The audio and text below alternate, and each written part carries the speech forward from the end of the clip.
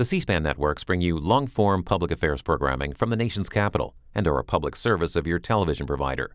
C-SPAN, created by cable. Go ahead. Thank you, Mr. Chairman. First of all, I'm grateful. You know, you and I talked about this in my first days as a United States Senator, that this was an issue you wanted to cover, and you saw my excitement for doing that. And a lot of that excitement stemmed from the fact that I was, back in the 90s, an NCAA Division I football. And I want to first say, it's very important for me to say that I probably wouldn't be here right now if it wasn't for that experience. And I am deeply grateful. I joke all the time that I got into Stanford University because of a 4.0 and a 1,600, 4.0 yards per carry, 1,600 receiving yards in my high school years. And had lifetime experiences, frankly, that I could never, ever replace. And it opened up extraordinary doors for me. And so we could have a hearing that could go on for hours, if not days, about all the good things that are happening with the NCAA and athletes. And so please forgive me if I'm not giving that appropriate light. But what concerns me, and what you and I have talked about, Chairperson, for quite some time, are the egregious challenges we have. Now, I want to just publicly thank Dr. Emmerich, because he was gracious not only to come here, which he did not have to do, but he actually took special time to come see me as a former NCAA athlete, to sit down with me and hear my concerns. And I was taken aback, actually, that you agreed with me across the board. And let me just reiterate those for the record and just make sure we are in agreement. So number one, you agree it's a big problem that athletes don't get scholarships to get a BA. Yes. That is a big problem, that we have athletes that pour their lives 40, 50 hours a week and then end up having gone through their eligibility but don't have a BA. That's a problem. Yes. You agree it's a problem that we have athletes, often very poor, coming onto college campuses restricted from working.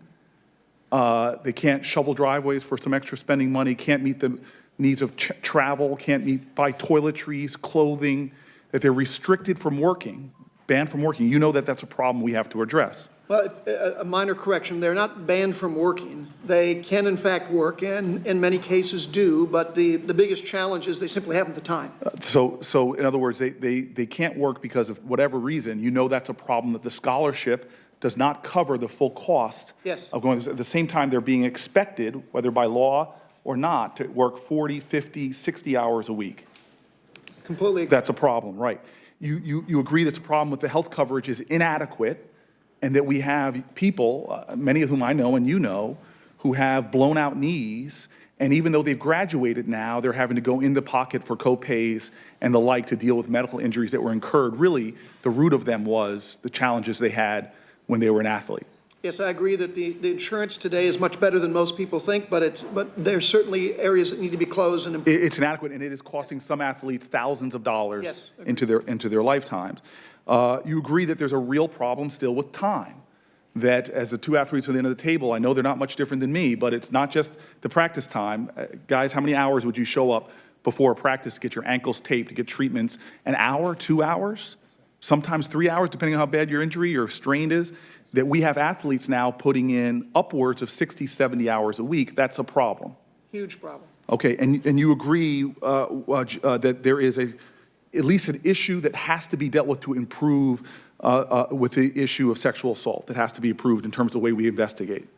Yes, and I think the way we educate young men and young women, and the way we educate people on campuses to handle those issues. Right, and this we didn't cover. And so it might not be a simple yes or no, but in terms of the due process, when a young man like Mr. Ramsey, not even knowing he could get a lawyer, not even getting help, that there are breakdowns in process that are not clear. Would you say that that process could be improved? It certainly could, especially on most campuses, yes. So I guess I just turn to you, Mr. Chairman, not having the time to go through more rounds and deeper questioning, to just say clearly, this is my problem. This was a challenge for when I was an athlete, some 20 years ago.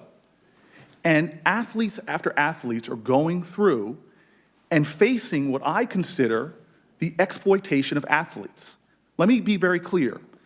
It is exploitation when you have an athlete working 60, 70 hours a week, but yet still not able to afford the basic necessities, not just having your parents fly back and forth, but being put in horrible situations where they see their jersey with their name on it being sold, making thousands and thousands of dollars, but they can't even afford to get the basic necessities of life. And if they try to sell their jersey for $50, they then get penalized and lose their end. That's exploitation of an athlete. To me, it's exploitation when you give your body, gentlemen on the end, how many linemen do you know today that played with you that have gone through 4, 5, and 6 surgeries for their knees?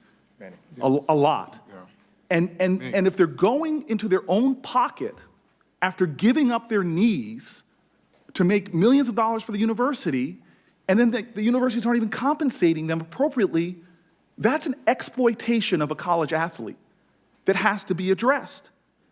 If we have guys, like was testified by the 2 gentlemen on the end, who, I know this because we spent hours, we did the math, my teams, because so many players feel an assault on your dignity, that you're putting 70, 80 hours a week, you're giving up internships, you know more about your playbook. I can still tell you Stonebreaker, Todd Light, Chris Zorich, I can tell you more about them because that's what I was studying at night, that you spend all of that effort and then your university is not in any way ensuring that you get a degree at the end in something like engineering or political science, that they're not honoring the fact that sometimes, hey, when you're working full time, you can't finish your degree in 4 or 5 years. In fact, when they can lord over you, the removal of your scholarship, because it does still happen. Athletes are still exploited if they blow out their knee. If they somehow don't meet the mandates of a coach, they lose their scholarship. They don't get their degree. And so to me, this is plain and simple the dark side of the NCAA, where athletes are being exploited. And this is why I love that Taylor Branch is here. Because occasionally, and you use these words, Dr. Emmert, you use this may work as a cattle prod to get us moving. This hearing may be a cattle prod. I wrote that word down because I have seen the NCAA move quickly when there is money and reputation on the table. For example, you mentioned his name, Shabazz Napier, says on the highest exaltation of victory, he says on national TV, what we know, athletes, what coaches know is a truth. That some guys don't even have the money to buy shaving cream, to eat at night. But he says it on national TV, and within 7 days, because of the shame and embarrassment, within 7 days, if I'm correct, the rules changed and guys can actually eat. Yes, though, I'd like to... So hold on, because I'm already over my time, sir. Okay. Let me give you another example. Cam Newton was going through the same problems you were at the same time. His eligibility was being challenged, Mr. Ramsey. Cam Newton, a guy that brings millions of dollars into a university, and his adjudication happened quickly. Yours did not. You're not a name athlete, your name's not on jerseys and the like, and so it didn't. So what I want to say in conclusion, Mr. Chairperson, is, and really why I love that Taylor Branch is here, because wrote one of the more seminal books of my life about the civil rights movement, that when there's a class of individuals who are being exploited, and there's millions and millions of dollars being brought in, and guys can't even afford health care, can't afford to finish their degrees, then we have a problem. And I respect Dr. Emmert in saying, hey, we're going to try to address that, but where is the urgency that this has been going on in decades in America? And so I don't trust, like the Supreme Court, when they said we're going to integrate schools, they said do it with what? What kind of speed? Deliberate. All deliberate speed. And it took them a long time to get around to doing the right thing by people. Well, these aren't just people, these are young people in the United States of America. And we can't afford to wait for all deliberate speed. There has got to be some level of accountability for fast action on things that the head of the NCAA says is a problem.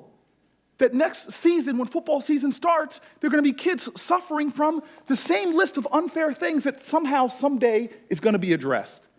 So I think we need another hearing with the real rule makers, with college presidents lined up here, and ask them how fast are they going to address the exploitation of college athletes. Mr. Chairman, thank you. Well, Mr. Chairman, Just Dr. Emmert No, respond to that? I have a sacred obligation to Senator Abt. She is next.